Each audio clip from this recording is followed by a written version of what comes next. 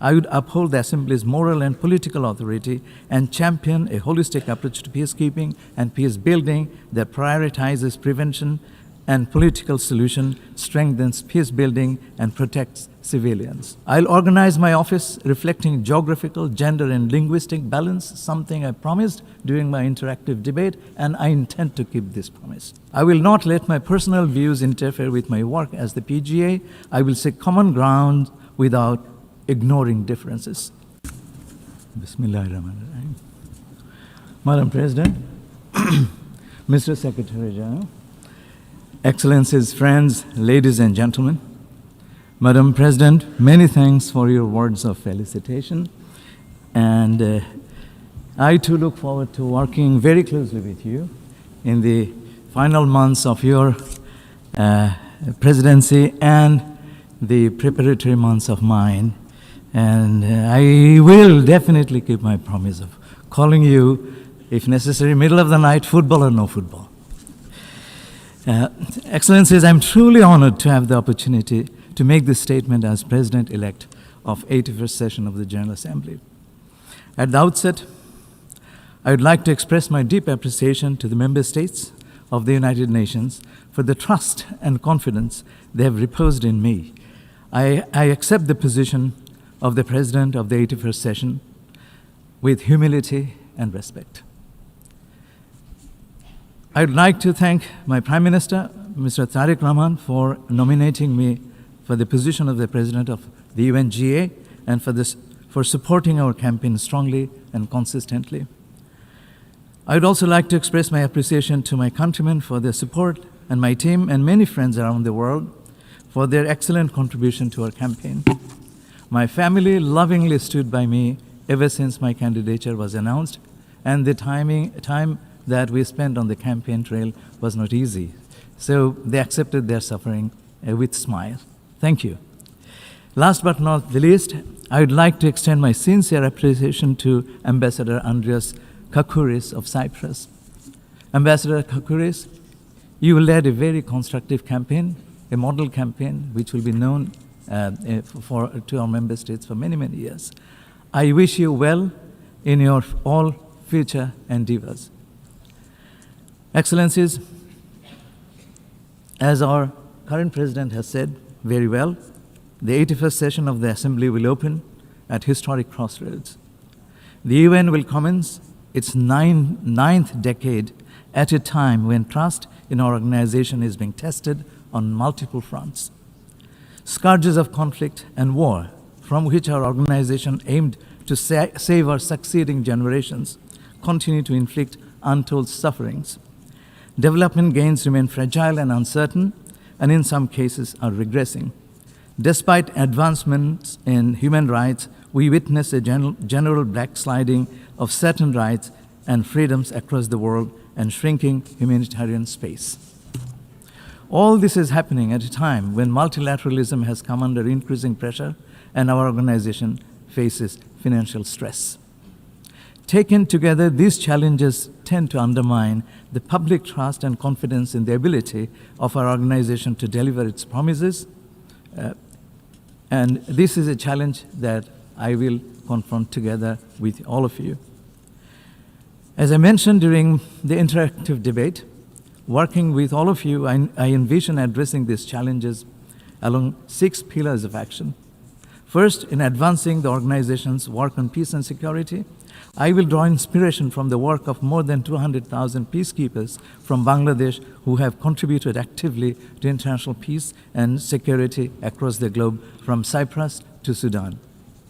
Building on my country's experience, I would uphold the Assembly's moral and political authority and champion a holistic approach to peacekeeping and peace building that prioritizes prevention and political solution, strengthens peace building, and protects civilians.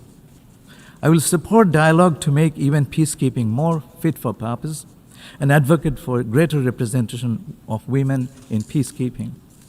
Excellencies, secondly, the 2030 Agenda is a major milestone in the work of the United Nations, but the gap between promise and delivery remains too wide. Ongoing energy insecurity has added a new layer of vulnerability for many countries, especially the Global South. As the International Energy Association recently said, the scope of the current energy crisis could be larger than those that we have seen in 1974 and 1979, which produced a lost decade of development for developing countries. I intend to work closely with member states on how we can prevent another lost decade of development and protect the vulnerable people in developing countries. On the implementation of Agenda 2030, with the SDG Summit 2027 in mind, I will work with you all to accelerate implementation of SDGs that are lagging or regressing. Building on the outcome of FFD4 and the Compromiso de Sevilla, I will encourage member states to address SDG funding gaps, fulfill commitments on debt sustainability, and pursue reform on international financial architecture.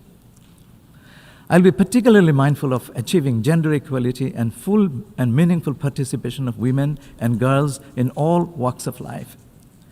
I will also be attentive to the implementation of the Doha Program of Action for LDCs, ASWA Program of Action for LLDCs, and the Antigua and Barbuda Agenda for the Seeds.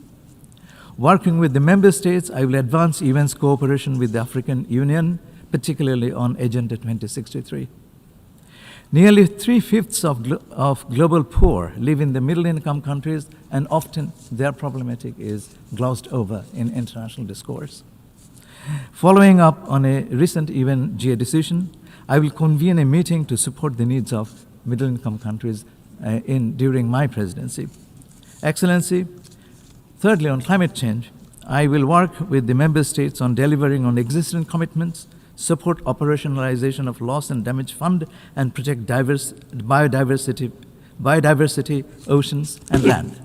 Against the backdrop of the ocean decade, I will advance initiatives to promote science-based ocean action and effective partnerships for the conservation of marine ecosystems.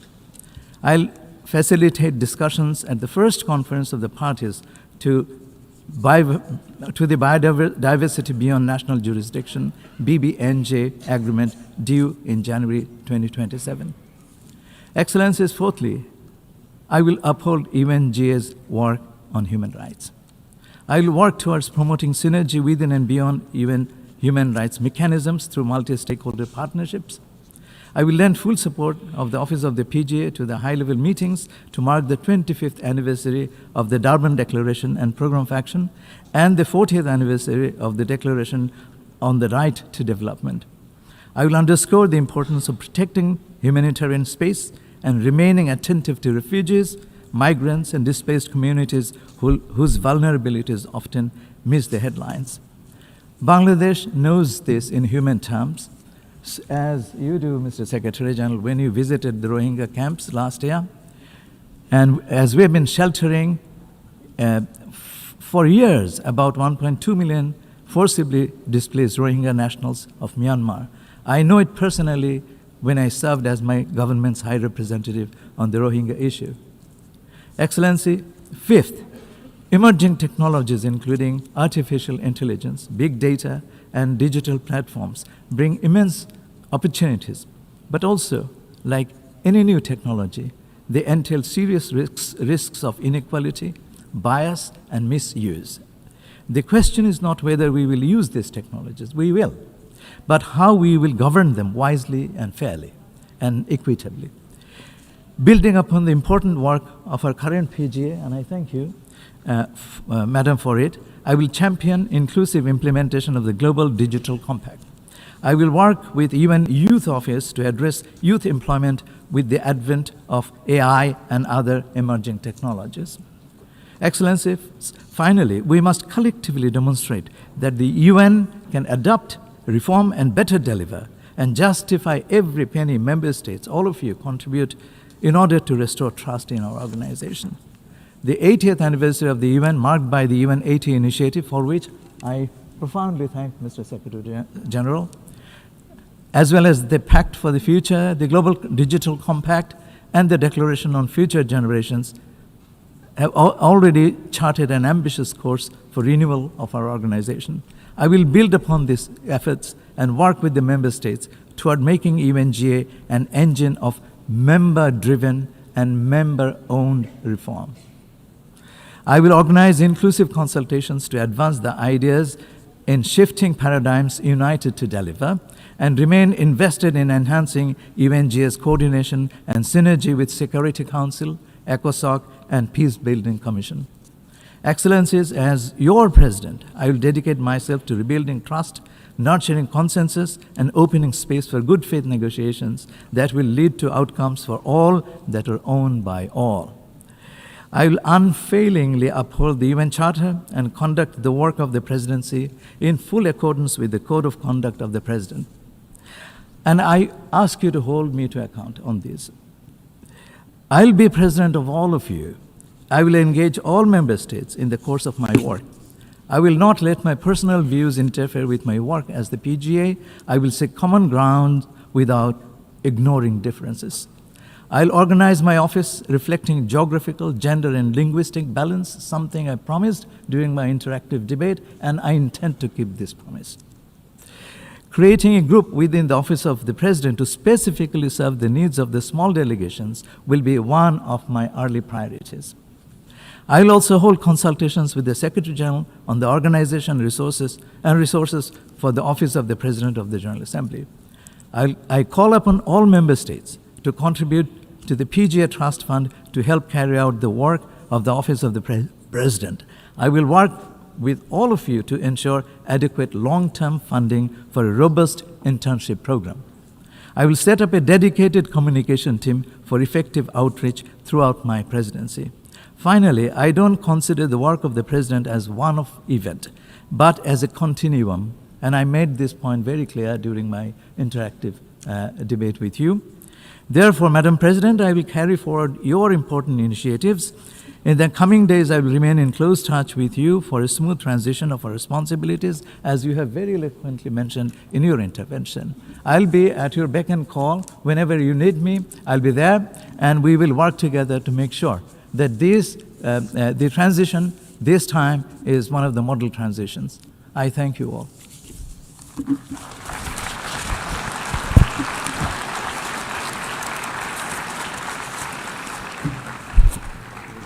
I thank the President-elect of the General Assembly.